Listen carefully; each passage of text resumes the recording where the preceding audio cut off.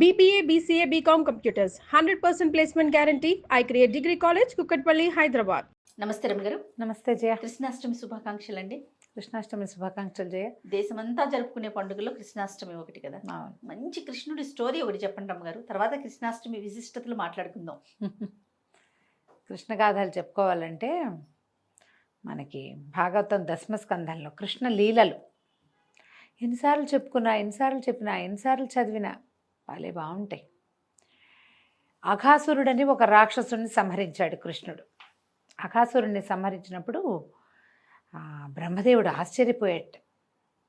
ఎంతమందిని రక్షించాడు ఒక్క చేతితోటి అని చెప్పి, వీళ్ళ కోసం ఇంత చేస్తున్నాడు, ఇన్ని రకాలు ఇంతమంది రాక్షస సంహారం చేస్తున్నాడు, ఇంకా ఏం చేస్తాడో చూద్దాం అని అనుకున్నాడు. బ్రహ్మదేవుడు ఒక పరీక్ష పెట్టాడు కృష్ణ భగవానుడికి. బాలకృష్ణ స్వరూపంలో ఉన్న పరమాత్మకి ఆయన యొక్క కుమారుడైన బ్రహ్మదేవుడు పరీక్ష అన్నమాట. ఏం చేశారట, ఆ రోజు ఉదయం పిల్లలు మొత్తం గోకులంలో ఉన్న పిల్లలందరూ చిన్న చిన్న పిల్లల్ని ఒక 5 సంవత్సరాలు దాటాక 7వ సంవత్సరం అట్ట వచ్చాక అంత ఎత్తు అవుతారు కదా, వీళ్ళకి దూడలను అప్పచెప్పేవాళ్ళు కాపలాకి.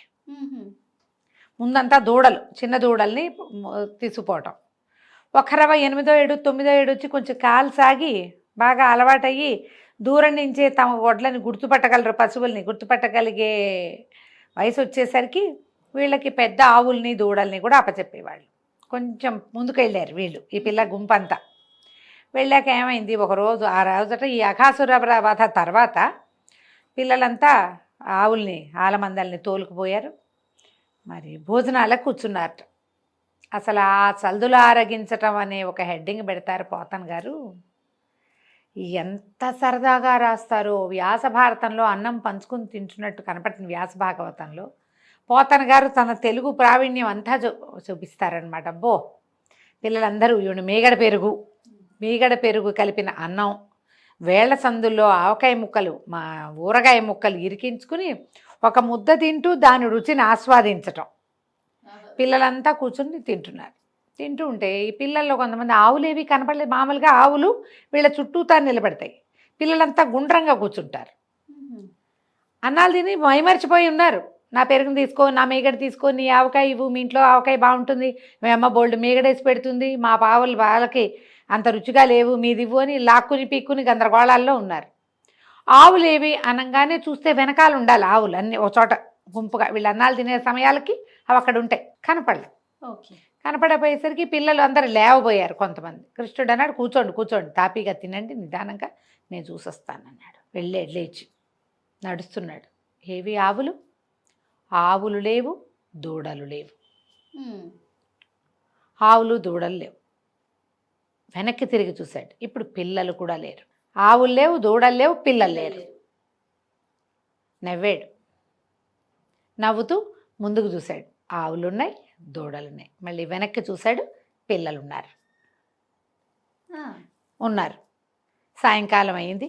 సాయంత్రం అయ్యేసరికల్లా తల్లులందరూ వేచి ఉంటారు. వీళ్ళల్లో 9 ఏళ్ల పిల్లలు ఉన్న వాళ్ళకి 5 ఏళ్ల పిల్లలు కూడా ఉంటారు. కొంతమంది పిల్లలు సాయంత్రం తల్లి దగ్గర పాలు తాగే పిల్లలు కూడా ఉన్నారు ఇందులో. తర్వాత దూడల్ని తీసుకొచ్చారు.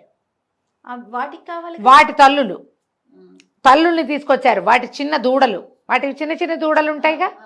అందరూ సాయంత్రం అయ్యేసరికల్లా అంత ఆవాల గోపాలము వేచి ఉంటుంది. చిన్న పిల్లల కోసం తల్లులు, ఆవు దూడలు, ఆవుల కోసం ఆవుల దూడలు, తమ పిల్లల కోసం గోపకాంతలు. సాయంకాలం గోధుళ్ళు రేగింది, మొత్తం ఆవులన్నీ వచ్చేసినాయి. పిల్లలంతా వచ్చేసారు. వేణు ఊదుకుంటూ కృష్ణ పరమాత్మ కూడా వచ్చేసాడు. బలరాముడు భుజాన ఇది వేసుకుని, ముసలం వేసుకుని తను నడిచి వచ్చేసాడు. అందరూ వచ్చారు. అంతా సజావుగా జరిగిపోయింది. ఏడాది కాలం పాటు రోజు ఆవులు దూడలు వెళ్తూనే ఉన్నాయి. పిల్లలు వెళ్తున్నారు, సద్దులు ఆరగిస్తున్నారు, తిరిగి వచ్చేస్తున్నారు, జరిగిపోతారు. ఒకనాడు బ్రహ్మదేవుడు యథాలాపంగా భూలోకం వైపుకి చూశాడు. చూస్తే ఆవులు దూడలు అన్నీ కనపడుతుంది. ఆశ్చర్యపడి, ఇదేంటి ఇట్లా ఎలా వెళ్ళిపోయారు వీళ్ళు, నేను దాచిపెట్టే కదా వీళ్ళని. ఆయన తను దాచిన చోట చూశాడు. గుహలో ఉన్నాయి ఆవులు దూడలు, ఆలమందలు, మొత్తం గోపకుమారులతో సహా అంతా గుహలో ఉన్నారు, బయట ఉన్నారు.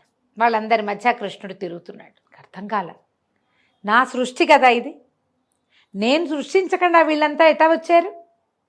నేను ఎవరిని సృష్టించానో వాళ్ళని నాకై నేనే గుహలో దాచిపెట్టా. నేను సృష్టించకుండా ఒక దూడైనా వచ్చే వీలు లేదు కదా, ఇవన్నీ ఎట్లా వచ్చినాయి? ఆయన ఆశ్చర్యపోయి ఇక ఇది ఎక్కడ ఇంచి వచ్చినాయి ఈ ప్రతిమలు అని ఒక్కొక్క బొమ్మని పరకాయించి చూడడం మొదలుపెట్టాడు. చూస్తే ఒక ఆవు ముఖంలో కృష్ణుడు, ఒక దూడని పరకాయించి చూస్తే కృష్ణుడు, గోపాల బాలుడు, ఒకడు పొట్టివాడు, పొడుగువాడు, బొద్దువాడు, రంగు తక్కువవాడు, రంగు ఎక్కువవాడు, చామన్సాయవాడు, ఎర్రనివాడు, గుండువాడు, పిలకవాడు, బొద్దుగా ఉన్నవాడు ఒకడు, లడ్డు, అన్నీ కృష్ణ స్వరూపాలే. ఎన్ని ఆవులు, ఎన్ని దూడలు, ఎంతమంది గోపకుమారులు! ఒక్క బలరాముడు, ఒక్క కృష్ణుడు ఉంటే ఆ ఒక్క కృష్ణుడు ఈ మొత్తం స్వరూపాల రకంగా అతనే ఉన్నాడు. మధ్యలో కృష్ణుడు బలరాముడు అడిగేట, ఏమిటో కథ మారినట్టుందే అని అడిగితే, మారిని ఆ కథలో మనం ఉన్నాం కదా, మనం ఉన్నది అందుకే కదా అన్నాడు కృష్ణుడు. మనం ఉన్నాంగా. ఇప్పుడు సాయంత్రం అయ్యేసరికి బ్రహ్మదేవుడు పిల్లమేక అన్నిటినీ తీసుకుపోతే, సాయంత్రం అయ్యేసరికి ఆవుల కోసం దూడలు చూస్తే, పిల్లల కోసం తల్లులు చూస్తారు. ఎట్లా? అన్న తమ్ముడు ఇద్దరే వెళ్తే ఏం చేస్తారు? వీళ్ళకి గొడ్లు లేవు, వీళ్ళ ఆవులు కూడా పోయినాయి. అన్నయ్య తమ్ముడు ఇద్దరే మిగిలారు. పరమాత్ముడు యొక్క పాన్పు అక్కడ ఉన్నది. వాళ్ళని ఏం చేయలేడు బ్రహ్మదేవుడు. మిగిలిన గుంపందరినీ దాచేశాడు. వీళ్ళిద్దరూ నిలబడితే ఏం ప్రయోజనం? వాళ్ళకి ఏ ఇబ్బంది లేకుండా మొత్తం సమాజాన్ని తీసుకొచ్చేసాడు కృష్ణుడు. సంవత్సరం పాటు ఈ లీల కొనసాగింది. ఏడాది తిరిగింది. బ్రహ్మదేవుడికి అర్థమైంది, ఈ మొత్తం ప్రతి సృష్టి చేసిన వాడు సాక్షాత్తు పురుషోత్తముడు. ఆయనే ఈ మొత్తం అన్ని రూపాలు ఎత్తి వాళ్ళని సంతోషపెడుతున్నాడు. భగవంతుడు కాక మనని ఎవరు సంతోషపెట్టగలరు మానవులని? అమ్మకి కుమారుల రూపంలో సంతోషాన్ని కలిగిస్తాడు, తల్లికి. ఒక ఉద్యోగికి జీతం రూపంలో సంతోషం కలిగిస్తాడు. ప్రతిదీ పరమాత్మ స్వరూపమే. ప్రపంచమే పరమాత్మతోటి నిండి ఉంది. ఎప్పుడైతే తన ఇలా ప్రతి సృష్టి చేశాడు భగవంతుడు అని తెలుసుకున్నాడో, బ్రహ్మదేవుడు పరిగెత్తుకుంటూ వచ్చి నమస్కారం చేసుకుని, నిన్ను పరీక్షించనించాను నేను, పరీక్షలకే పరీక్షవి నువ్వు, నా అజ్ఞానాన్ని, ఈ లీల నువ్వేం చేస్తావో చూడాలన్న కుతూహలంతో చేశాను, కానీ నిన్నెంచగలవాడని కాను నేనని నమస్కారం చేసి ఈ గుహలో ఉన్న పిల్లల్ని వదిలిపెట్టాడు. కృష్ణుడు ఆవులు తోలుకు రావడానికి వెళ్ళాడు. ఆవులు లేవని, అది కదా ఈ సీన్. మొదట ఆవుల్ని తోలుకొచ్చేసారు కదా, ఆవుల్ని తోలుకొచ్చాడు. తోలుకు రాగానే ఇక్కడ కూర్చున్న పిల్లలందరూ పిలుస్తారు, కృష్ణ రా రా రా, ఇంకా మీగడంతా అయిపోతుంది, అందరూ పనిచేసుకుంటున్నారు, యశోదమ్మ పెట్టిన మీగడన్నమని పిలుస్తున్నారు. వచ్చాడు. సంవత్సరం గడిచిన సంగతి ఎవ్వరికీ తెలియదు. అప్పుడే కథ, ఎక్కడ కథ మొదలైందో అక్కడే ఆగిపోయింది. ఏడాది నడిచింది, కానీ ఆ ఏడాది నడిచిన గుర్తు ఏదీ లేకుండా చేసేసాడు. దాన్ని మనం విష్ణుమాయ లేదా కృష్ణమాయ అని చెప్తాం. ఈ కథతోటి కృష్ణాష్టమి వేడుకలకి శ్రీకారం చుడదాం. తప్పకుండా. కృష్ణలీలలు ఎన్నిసార్లు విన్నా, ఎంత చదివినా, ఎంతమంది చెప్పినా అని కొత్తగానే ఉంటాయి. భాగవతం దశమస్కంధం చెప్పుకున్నాం మనం. మార్గశిర మాసంలో మన వాళ్ళు ప్రతిసారి వేస్తారు. గర్భవతులు కృష్ణగాథలు వింటే చక్కని కుమారులు కలుగుతారు, మానసికమైన ఆహ్లాదం కలుగుతుంది. అవకాశం ఉన్న వాళ్ళు భాగవత కథాసుధని వినండి. అయితే కృష్ణాష్టమి, గోకులాష్టమి నాడు ఈయన జన్మించాడు. సాధారణంగా అష్టమి అమ్మవారి జన్మదినంగా చెప్తారు. అమ్మవారి జన్మదినం అంటే పరదేవత యొక్క జన్మదినం, ఆమెకి అష్టమి తిథి ఇష్టమని. అష్టమి నాడు అభిషేకాలు అవి కూడా చేస్తారు. అదే అష్టమి నాడు మన కృష్ణ పరమాత్మ జన్మించాడు. ఆ రోజున కృష్ణుడికి పుట్టినరోజు వేడుకలు చేసుకుంటాము. ఉయ్యాలు వేస్తారు, ఉట్టి కొడతారు, కృష్ణ పాదాలు వాకిట్లో ఇంచి ఇంట్లోకి వస్తున్నట్టుగా వేసుకుంటారు.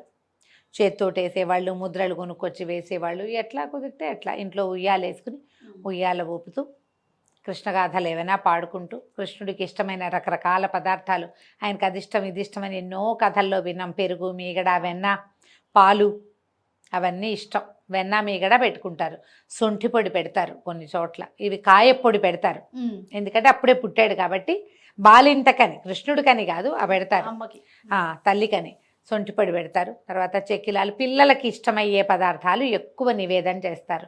చెక్కిలాలు, చేగోడీలు, రకరకాల కరకరలు, కరకజ్జము, పంచకజ్జాయము, తర్వాత ఏమో పంచామృతాలు, గవ్వలు, చేగోడీలు, అలాంటివి అన్ని రకాల కరకరలాడే పదార్థాలు, పాయసాన్నము, ఎన్ని చేస్తే అన్నీ. కృష్ణగాథలు ఏమైనా చెప్పుకొని కృష్ణునికి సంబంధించిన గీతాలాపన చేసుకోవటం, తర్వాత కృష్ణాష్టకం చదువుకోవటం.